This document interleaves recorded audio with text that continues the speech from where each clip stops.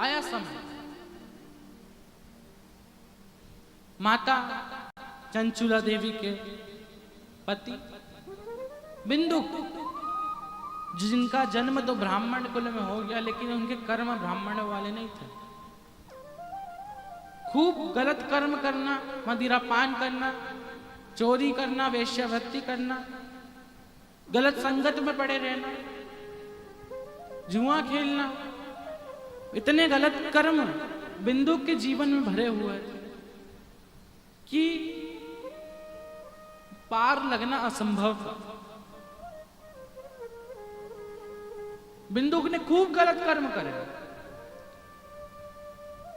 और आखिरी में एक पराई कन्या से, एक पराई स्त्री के साथ रहना चालू कर दिया। गलत धन अपने घर में लाकर भरते थे और कहते हैं कि गलत धन जब घर में आने लगता है, जब गलत धन हमारे घर के अंदर प्रवेश करता है, तो जितना भी आपका अच्छा धन होता है, जितना आपका परिवार होता है, सबको बिखेर के चले जाता है। एक भी गलत धन, एक रुपया भी गलत कर्म से ना कमाए। और पति का तो काम है, दुकान पर जाएगा, दुकान चलाएगा, झूठ भी बोलना पड़ेगा, 10 का माल 15 में भी देना पड़ेगा। पति का काम है धन कमाना, और पत्नी का क्या काम है? जोर से बोलो, धर्म कमाना। पति अपने दुकान पे बैठ के धन कमा रहा है, वो पत्नियों का काम है कि शिव पुराण में आकर, भगवान शंकर के मंदिर जाकर धर्म कमाना।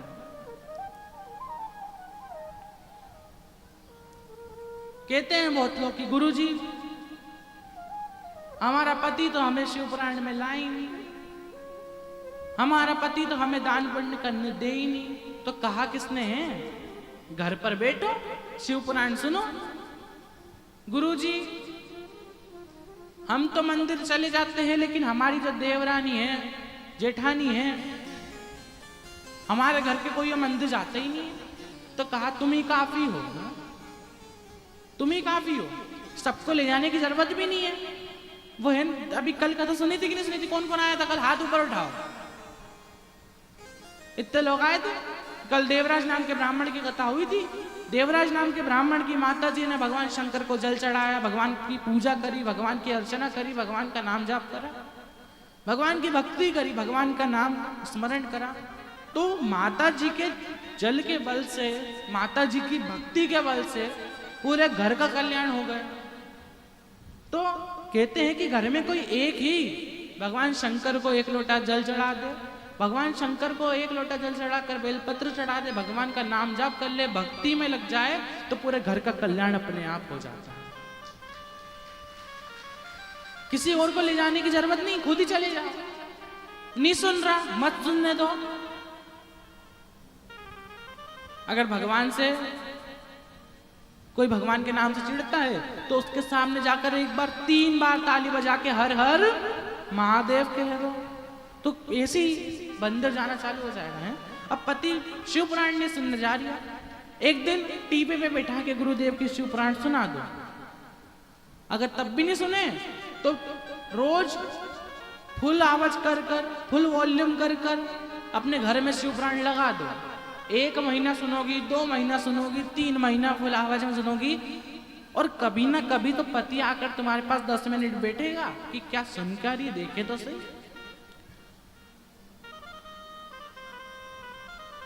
और जब शिव पुराण किसी के कानों में पड़ जाती है, शिव पुराण के 2 शब्द भी किसी के कानों में पड़ जाते हैं, तो उसका उद्धार होना तो निश्चित है, उसका उद्धार तो हो ही जाएगा। और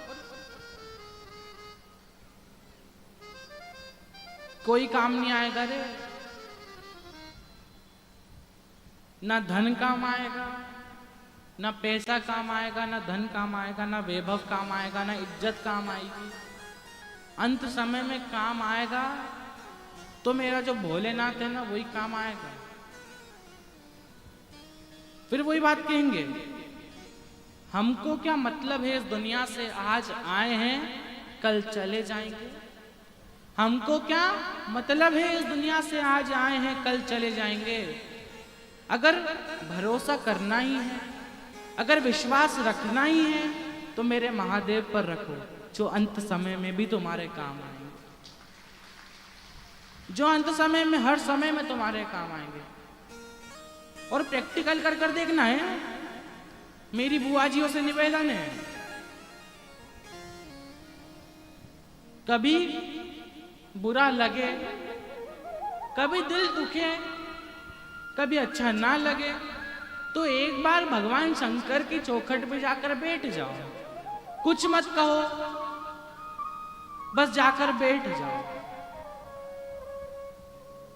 तुम्हें अपने आप, तुम्हारे अंदर पॉजिटिविटी, अपने आप सकारात्मक ऊर्जाएं, अपने आप सकारात्मक विचार आने लग जाएंगे।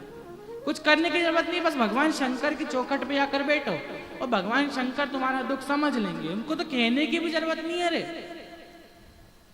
बहुत लोग मांगते हैं भगवान छोरा दे दो, भगवान छोरी दे दो, भगवान धन दे दो, भगवान ये दे दो, वो दे दो, भगवान शादी नहीं हो रही, शादी करा दो।